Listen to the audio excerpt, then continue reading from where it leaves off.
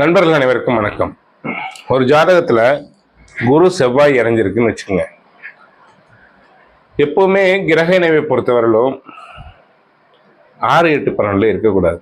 அது நமக்கு 6, 8, 12 அப்படிங்கிறது நமக்கு பயன்படாத ஸ்தானம். அப்புறம் நீசமோ இல்லை வக்ரமோ இல்லை ராகு கேது சனி பகவானுடைய இணைவோ இருக்கக்கூடாது. பொதுவாக ராகு கேதுனுடைய இணைவு அந்த யோகத்தை பங்கப்படுத்திடும். புரியுதுங்களா?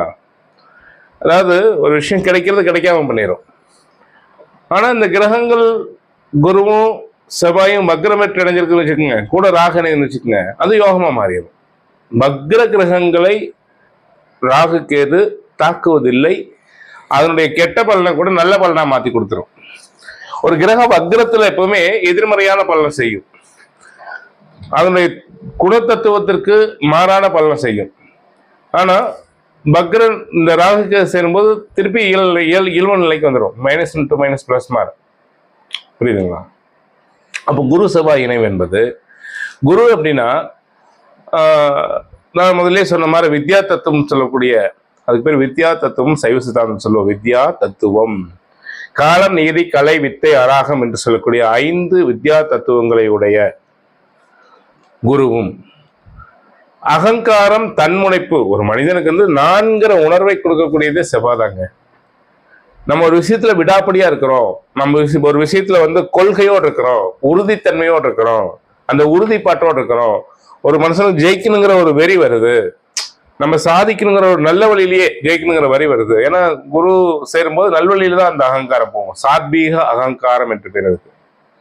அப்போ அப்படி வெற்றி பெறணும் அப்படின்னா குரு செவ்வாய் இணைவு ரொம்ப ரொம்ப சிறப்பை கொடுக்கும்.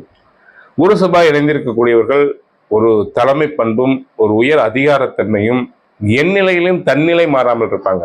கொள்கை பிடிவாதம் அவங்களுக்கு இருந்துட்டே இருக்கும். தன்னுடைய லட்சியங்களை நோக்கி நகர்ந்துட்டு இருப்பாங்க. எத்தனை இடையூறுகள் வந்தாலும் மாத்திக்க மாட்டாங்க.